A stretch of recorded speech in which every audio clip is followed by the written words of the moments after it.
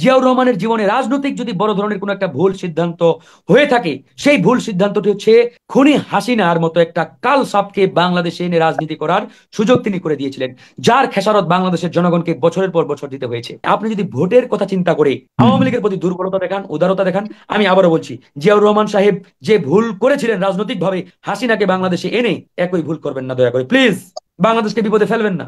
আওয়ামী লীগ একটা কাল সাপ, সাপ মেরেছেন, লেজে বিষ রাখবেন না। প্রতি যারা বিশেষ করে বৈষম্য বিরোধী ছাত্র নেতারা তারা বলেছে যে জীবন থাকতো তারা কোনোভাবেই আওয়ামী লীগকে ফেরা অথবা আওয়ামী লীগকে নির্বাচনের কোনো সুযোগ দিবে না।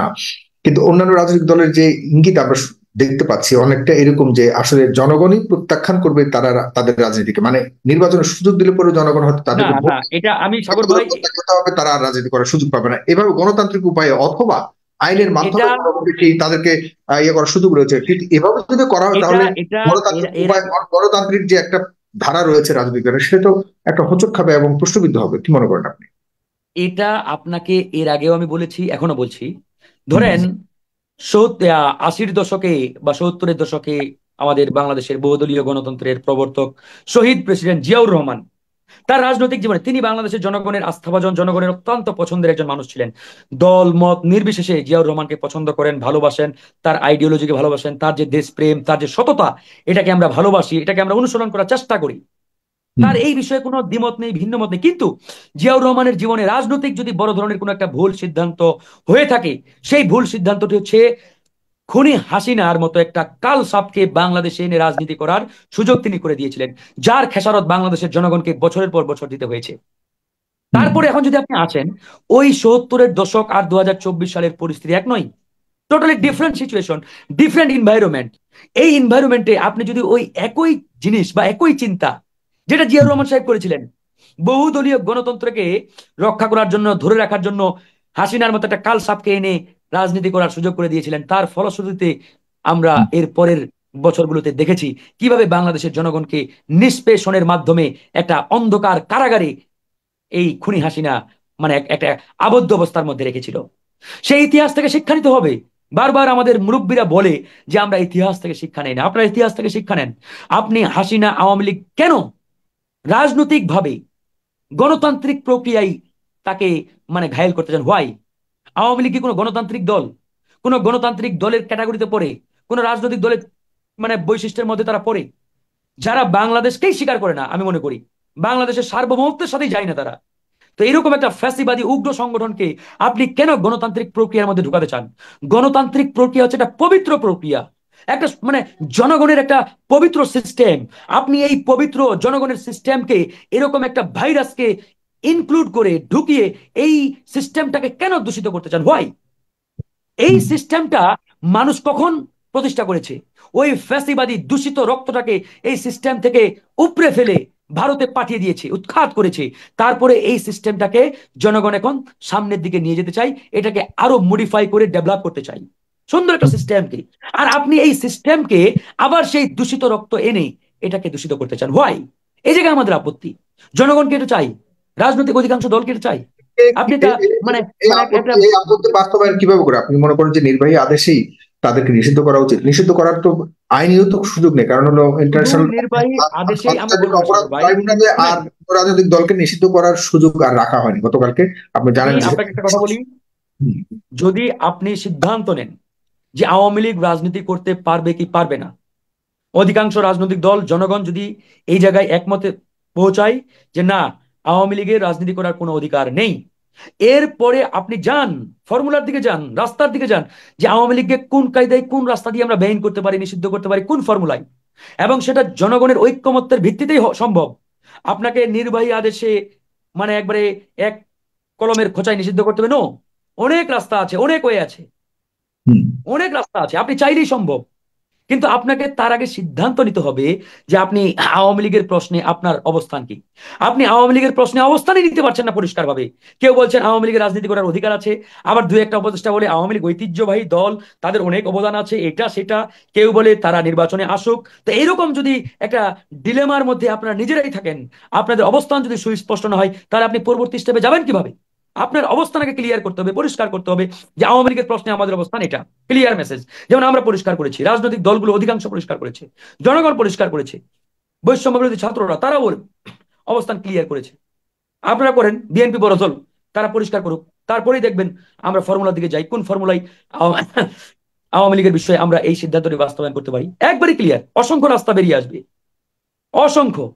এবং জনগণের ম্যান্ডেট নিয়ে, জনগণের সিদ্ধান্তের মাধ্যমে, জনগণের ঐক্যমত্যের ভিত্তিতে এটা করা সম্ভব।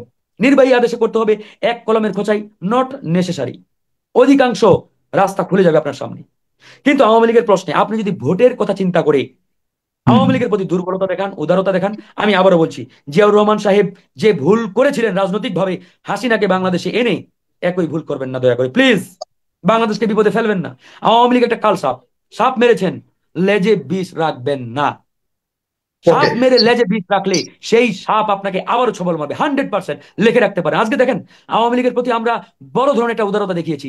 5 এবং 6 আগস্টে আমরা বারবার বলেছিলাম বাংলাদেশের মাটি থেকে আওয়ামী লীগ নামক যে শব্দটি আছে তাদের নাম নিশানা অস্তিত্ব মুছে ফেলতে হবে, অন্যথায় এরা আমাদের বিপদের কারণ হয়ে দাঁড়াবে। অলরেডি বিপদের কারণ হয়ে দাঁড়াচ্ছে, বিভিন্ন জায়গায় ঝটিকা মিছিল করছে।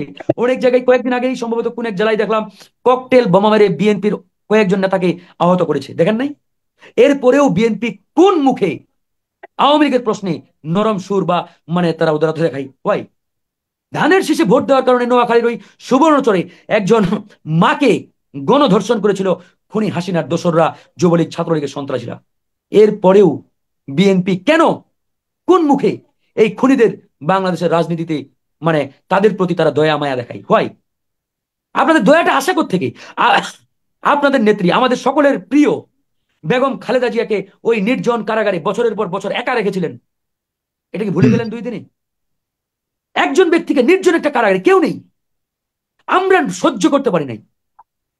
এরপরেও যদি হাসিনা এবং তার দলের প্রতি আপনাদের মায়া মহব্বত থাকে, তাহলে আই এম সরি, আমরা আসলে বলতে বাধ্য হচ্ছি যে আপনারাও কি ওই ফ্যাসিস্ট শক্তিকে পুনঃপ্রতিষ্ঠা করার জন্য পিছন থেকে কাজ করছেন? বলতে বাধ্য হচ্ছি, এটা দয়া করে হবেন না। আমার দৃঢ় বিশ্বাস বেগম খালেদা জিয়া এবং তারেক রহমান আওয়ামী লীগের প্রশ্নে তাদের অবস্থান বোধহয় একবারে সুস্পষ্ট, তারা কখনোই এরকম ফ্যাসিস্ট সংগঠনকে আর বাংলাদেশে দেখতে চায় না। হয়তো বিএনপির স্থায়ী কমিটিতে দ্বিধাদ্বন্দ্ব থাকতে পারে, তবে বেগম খালেদা জিয়া আমাদের জানা মতে, দেশের জনগণের জানা মতে, তিনি কখনোই এই জালিমের সাথে কখনো আপোষ করতে পারেন না। আজকে যেহেতু তিনি জনগণের সামনে আছেন, আমরা চাইবো বেগম খালেদা জিয়া যেহেতু স্টিল, তারেক সাগর ভাই 30 সেকেন্ড, বেগম খালেদা জিয়া যেহেতু স্টিল বিএনপির চেয়ারপারসন, আমরা চাই বেগম খালেদা জিয়া আজকে যেহেতু রাজনীতির ময়দানে জনগণের সামনে উপস্থিত হয়েছেন, তিনি এ বিষয়ে তার যে সিদ্ধান্ত, এই সিদ্ধান্ত জনগণকে জানাবেন। এবং দেশ নিয়ে তার যেটা ভাবনা, এটা আমরা ইনশাল্লাহ জানতে পারবো। আমরা দৃঢ় আশাবাদী, এটা আমাদের জানতে হবে।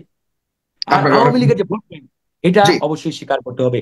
আওয়ামী লীগের ভোট ব্যাংক অবশ্যই 15 থেকে 20% ভোট ব্যাংক তাদের আছে, এটা অস্বীকারের কোনো কারণ নেই। তাদের এই ভোট ব্যাংককে আপনি কি করবেন? তাদেরকে তো আপনি বিতাড়িত করতে পারবেন না। হ্যাঁ, তাদের জন্য আপনি রাজনীতির মাঠ উন্মুক্ত করে দেন। কিন্তু এই জায়গায় যদি তারা এরকম কোনো কন্ডিশন দিয়ে থাকে যে না আমরা রাজনীতি করতে চাই কিন্তু আওয়ামী লীগে করতে চাই, তাহলে বুঝতে হবে এরা প্রত্যেকেই ফ্যাসিস্ট শক্তির দোসর এবং ভারতীয় প্রেসক্রিপশনে এটা বাস্তবায়ন করতে চায়। তারা কোন দল করবে তাহলে? যে কোনো দল। ভাই আপনি রাজনীতি করতে চান, না না সাগর ভাই, আমি যদি আপনাকে প্রশ্ন করি যে সাগর ভাই আপনি রাজনীতি করতে যাচ্ছেন, ওয়েলকাম। আপনি আপনাদের চোখে দোষটা কার? আওয়ামী লীগ এজ এ সংগঠনের, নাকি আওয়ামী লীগ যারা করেছে নেতাকর্মীরা তাদের, নাকি উভয়? আওয়ামী লীগ এজ এ দল হিসাবে এই দোষ অবশ্যই দল হিসাবে তাদের উপরে, এবং এই দলের লিডিং এ যারা ছিলেন এবং গণহত্যার সাথে যারা জড়িত প্রত্যেকেই দোষী, প্রত্যেকেই দায়ী।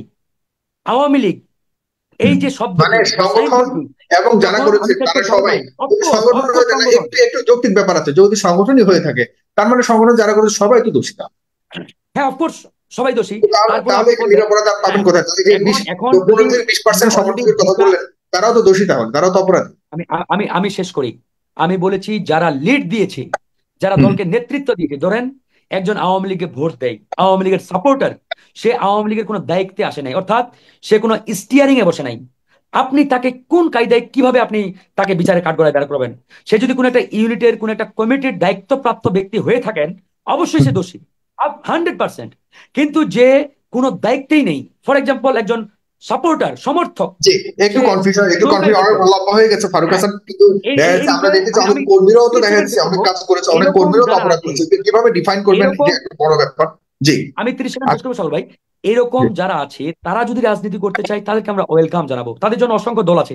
তারা চাইলে বিএনপি করতে পারে, জামাত করতে পারে, গণ অধিকার করতে পারে, কিংবা তারা চাইলে নতুন এক দল গঠন করতে পারে, যে আমরা নতুন একটা দল গঠন করবো, নো প্রবলেম। আচ্ছা, সেই দরজা দ্বার উন্মুক্ত। এখন এই যে আওয়ামী লীগ শব্দটি, আসলে দেখেন, যখন ছাত্রলীগের ক্যাডাররা একজনকে কোপাচ্ছে, কি বলে কোপাচ্ছে? নিজের নামে, যে আমি অমুক কোপাচ্ছি, নো, জয় বাংলা, জয় বঙ্গবন্ধু, জয় আওয়ামী লীগ স্লোগান দিয়ে কোপাই। তার মানে তারা ওই সংগঠনের ব্যানারকে ব্যবহার করে তারা কিন্তু কোপায়। আওয়ামী লীগ যখন প্রত্যেকটা অপরাধ করে সংগঠনের ব্যানারকে ব্যবহার করে করে, ওকে, সেই ফাইন। জায়গায় আপনি আওয়ামী লীগকে কখনোই এই জায়গা থেকে অব্যাহতি দিতে পারেন না, দায় মুক্তি দিতে পারেন না। আপনাকে আওয়ামী লীগ এজ এ ধন্যবাদ। সংগঠন, এজ এ দল, অবশ্যই দোষী, অবশ্যই অপরাধী। জি, এই নামে, ধন্যবাদ। এই সংগঠনে ধন্যবাদ, ধন্যবাদ, কখনোই ধন্যবাদ রাজনীতি আপনাকে, করতে আপনাকে পারে না। ধন্যবাদ ফারুক হাসান।